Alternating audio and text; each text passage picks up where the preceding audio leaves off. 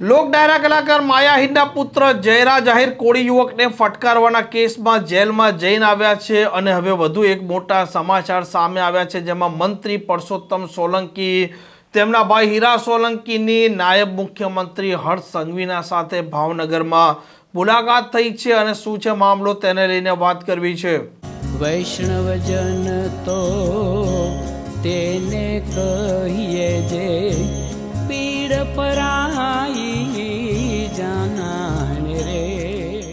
નમસ્કાર, આપ જોઈ રહ્યા છો નવજીવન ન્યૂઝ અને હું છું આપણી સાથે તોફિક ગાંચી। બગદાણાના કોળી યુવક નવનીત બાલદિયા પર જીવલેણ હુમલો થાય છે। જે પ્રકારે હુમલાખોરોએ આ ઘટનાને અંજામ આપ્યો હતો, તેમાં તેમણે આ ઘટનાને અંજામ આપતા સમયનો વિડીયો પણ બનાવ્યો હતો। આ વિડીયો સોશિયલ મીડિયામાં વાયરલ થતા ખળભળાટ મચી જવા પામ્યો હતો। મામલે કોળી સમાજ આક્રોશિત થાય છે। ફરિયાદી પોલીસના સામે પણ ગંભીર આરોપ લગાવે છે અને મામલે એન્ટ્રી થાય છે ભાજપના ધારાસભ્ય હીરા સોલંકીની અને કોળી સમાજના આગેવાનો અને દિગ્ગજો એકઠા થાય છે અને પહોંચે છે મુખ્યમંત્રી ભૂપેન્દ્ર પટેલના પાસે અને તે સમયે કોળી સમાજના આગેવાન સરકારના મંત્રી પરસોત્તમ સોલંકી, જે ભાઈથી ઓળખાય છે, તે પોતે પણ હાજર હતા। મામલાની આકરી રજૂઆત થાય છે અને આ મામલે સીટની રચના થાય છે। હુમલાખોરો છે તેમને એક પછી એક પોલીસ દબોચે છે અને જે પ્રકારે ફરિયાદીના આરોપ હતા કે મામલામાં ષડયંત્રકાર અન્ય કોઈ નહીં પરંતુ લોક ડાયરા કલાકાર માયા હિરના પુત્ર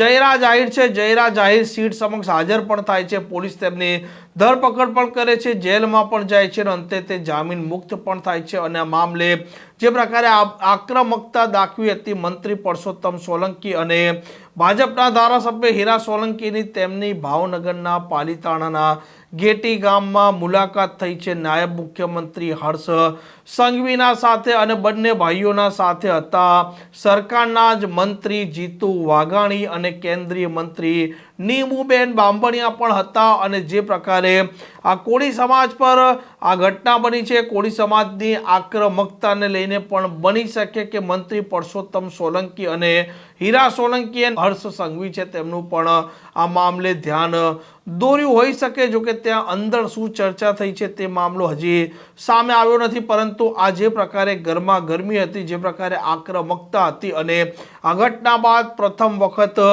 હર્ષ સંઘવીના સાથે દેખાય છે મંત્રી પરસોત્તમ સોલંકી અને હીરા સોલંકી। આ પ્રકારના સમાચાર માટે નવજીવન ન્યૂઝની આ ચેનલને લાઇક, શેર અને સબસ્ક્રાઇબ કરવાનું ભૂલતા નહીં। નમસ્કાર।